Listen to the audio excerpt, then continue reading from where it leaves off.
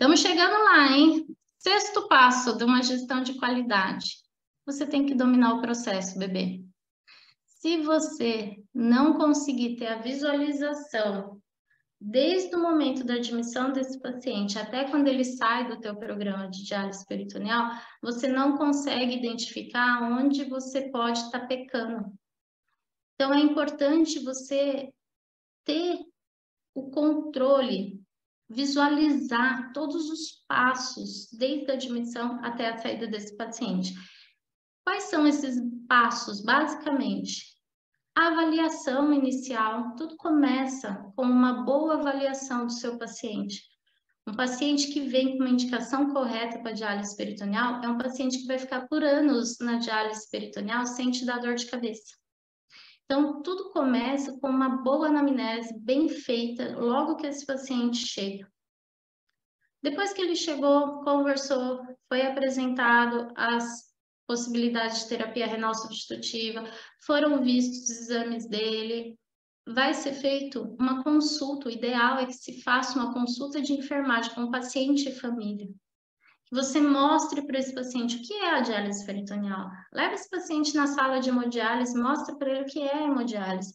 Deixa o paciente participar ativamente desse processo de escolha, ok? Esses três pontos estão muito ligados.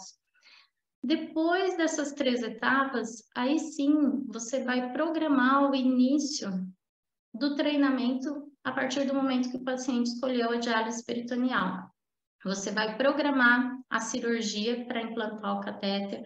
Quando colocou o catéter, você tem que testar esse catéter, fazer um raio-x para saber a posição que ele está. Você pode fazer o teste, é recomendado fazer o teste de membrana para saber como que o peritônio desse paciente funciona. Por quê? Todos nós temos peritônio, cada peritônio funciona de um jeito. Então, esse exame, que é o PET, talvez você já tenha ouvido falar dele, é o teste de equilíbrio ou de eficiência peritoneal.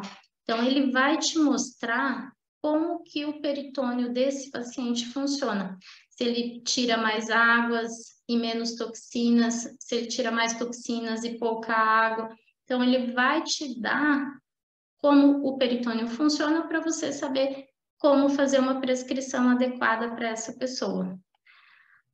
Se o paciente vai fazer diálise em casa, você vai precisar solicitar esse material. Hoje, a empresa que nós temos fornecendo os produtos de diálise peritoneal é a Baxter.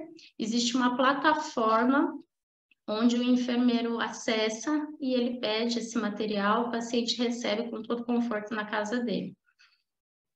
O acompanhamento mensal é indispensável para esse paciente, eu vou falar no próximo slide.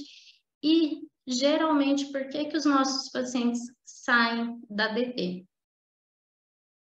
Ou porque eles recuperaram a função renal, acreditem, eu já tive um paciente que entrou em insuficiência renal crônica por um problema cardíaco, começou na diálise peritoneal, recuperou a função renal e pôde parar de fazer diálise. Foi realmente uma felicidade para todos nós.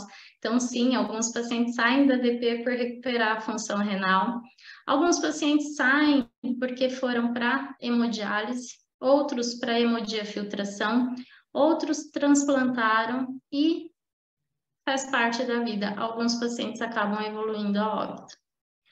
Na consulta mensal, esse controle da terapia, o que nós precisamos, o que é feito? Basicamente, tem as consultas e os exames laboratoriais. Consulta com quem? Médico, enfermagem, nutricionista, psicólogo, assistente social, toda a equipe multi, e os exames laboratoriais para poder acompanhar como que esse paciente está indo. Por muito tempo, a gente usou um exame chamado KTV, como parâmetro para saber se o nosso paciente estava bem dialisado ou não. Hoje, de acordo com a Sociedade Internacional de Diálise Peritoneal, a gente não leva em consideração o KTV, a gente leva em consideração o estado geral, o estado clínico desse paciente. Se o paciente está bem, mesmo que o KTV dele não esteja muito adequado, está tudo bem. Então, o principal argumento que a gente tem hoje para poder fazer qualquer ajuste na diálise do nosso paciente não é um exame em si, é o estado clínico do nosso paciente.